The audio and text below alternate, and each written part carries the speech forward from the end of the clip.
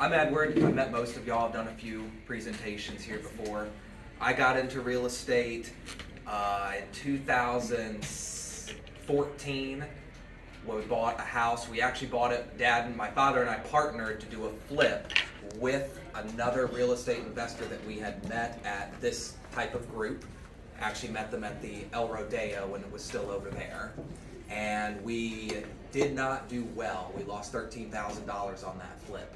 And we lost it for a lot of key reasons, but the biggest one being we didn't have any contracts. Nothing was done in writing and it didn't go well. Writing, everything in writing. Even when I do business with my own father today, everything's in writing. In family, friends, you will keep your friends and family happier if it's all in writing. That was the biggest mistake that I think we made in real estate, was not having that contract. The second thing that Dad and I bought together was another flip, and it was in Southeast Roanoke. We bought it owner finance. Took 4 months to get it finished, and we made $9,000 on it. The third one we did together was another flip, and we did it in 60 days, and we made $13,000 on it. Well, that was the last flip that we ever did. We've never done one since. Okay, then I bought my first rental property in 2016, another owner finance situation. Owner financed in a flood zone in Holland. It was up on stilts. They wanted $8,000 down. So I went ahead and gave them $8,000 down. The mortgage payment on it was $460 a month. And rented it for $1,000 a month to the same people up until 2021. Did basically nothing to it. It was never really needed to be worked on the whole time. When they moved out, I did do a renovation to it, put a new air conditioner in, and now I have it rented for $1,450. And it appraised for $199,000 just a few months ago. It was a 3-bed, 2-bath in Hines.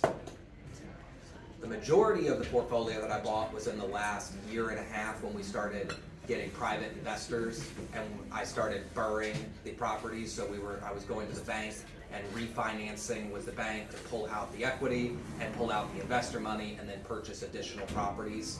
So now I have 33 properties and hope to have 75 by the end of this year.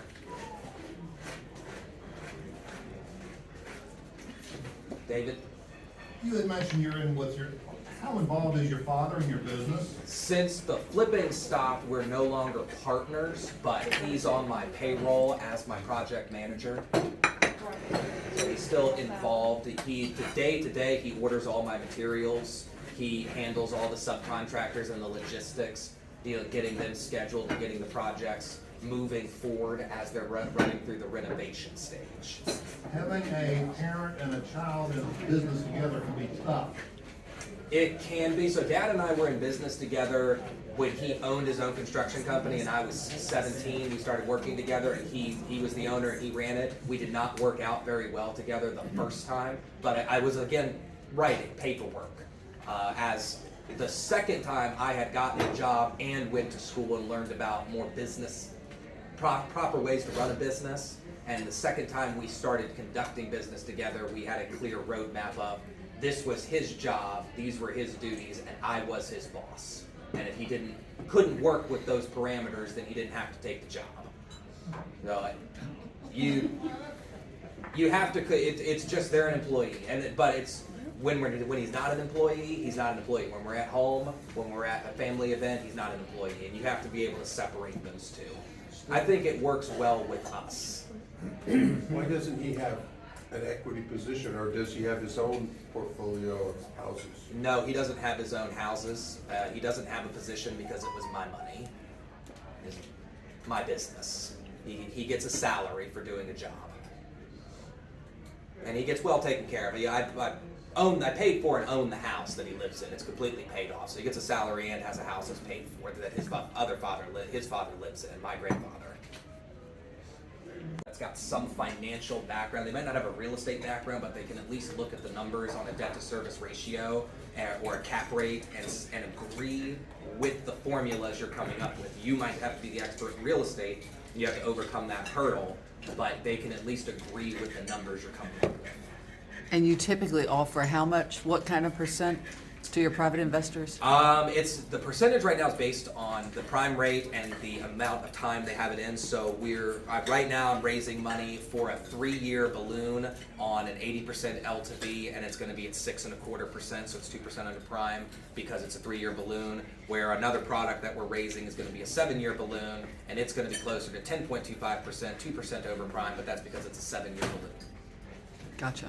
Now on the 3-year balloons, there's 1 year prepayment penalty, so they're guaranteed to stay in for 1 year. On a 7-year balloon, they get typically the 5-year prepayment penalty. So it's their penalty to us, not penalty to them. If Right. an investor wants, a 7-year balloon typically means term, that we're locking them in for 7 years. They can't call it on us.